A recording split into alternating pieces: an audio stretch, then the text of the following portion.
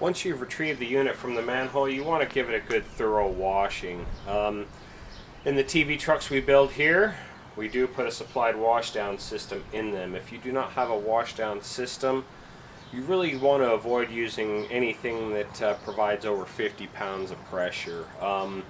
Jet hoses, anything coming off of a fire hydrant, even sometimes pressure from a garden hose can be too much. We just really want to avoid high pressure to avoid blowing by any seals on the unit and getting water inside.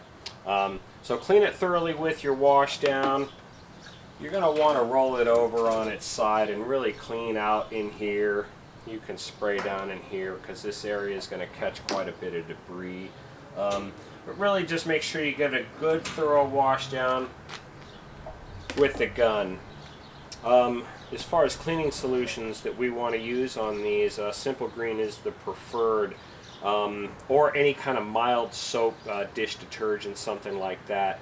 Really want to avoid chemical cleaners, no heavy degreasers, Purple Power, things like that.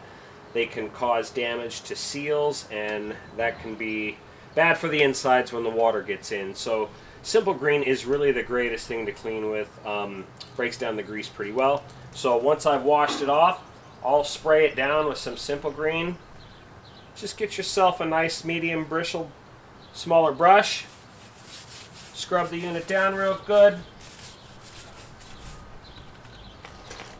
Hit it with your wash down again, and it'll shine up like new and stay looking like this.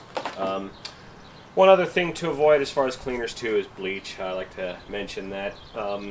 So really just try to stick with Simple Green or a mild dish detergent. Get yourself a brush, use your wash down, clean it up till it shines. Ready to put it away. Now that we've removed the unit from the manhole and cleaned it off, we can remove the camera and the flex section for storage. Start by removing the camera.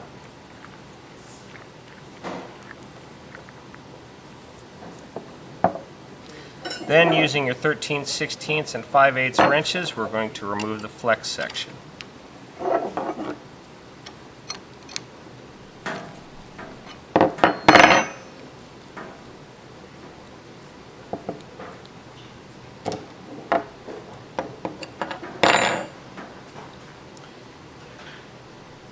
Place the cap on the end to protect that connection.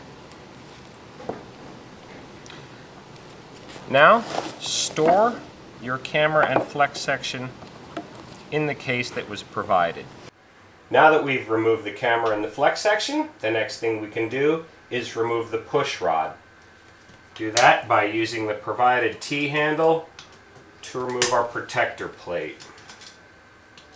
Once you remove this, it may be necessary to wash it out again with your wash down. Remove the plate. Now we need to remove the tops of the 6 drive gears with our 5/8 open end wrench and our 1/4 inch nut driver. Remove all 6.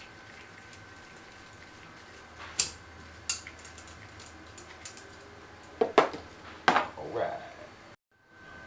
Once we've removed the push rod, you can see your gears and what kind of shape they're in. You can wash it off if it's really dirty.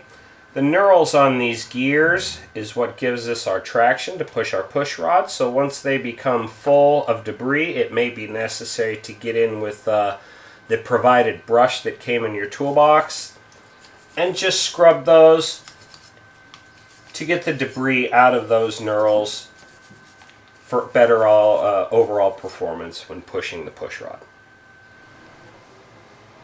If this lateral launcher is something that you get daily use out of, it can be tedious to remove the cable every day and reinstall it. So you can store it safely on the floor with the push rod installed.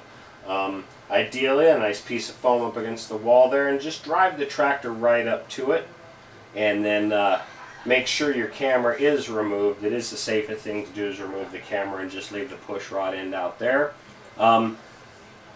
Once we do that, we have this cable exposed out here. One of the biggest, most harmful things to these cables is our feet. So with the tiger tail on here, we can slide this tiger tail all the way up, completely butted up against the back of the tractor. And that will protect our cables and our connections from doing any damage by them being stepped on. And it'll store safely just like that. Now that we've got the unit stored, this will complete our video on best practices for after each use for your Let's 6.0 tractor. Thanks for watching. We hope this video will be a great resource for you and your team.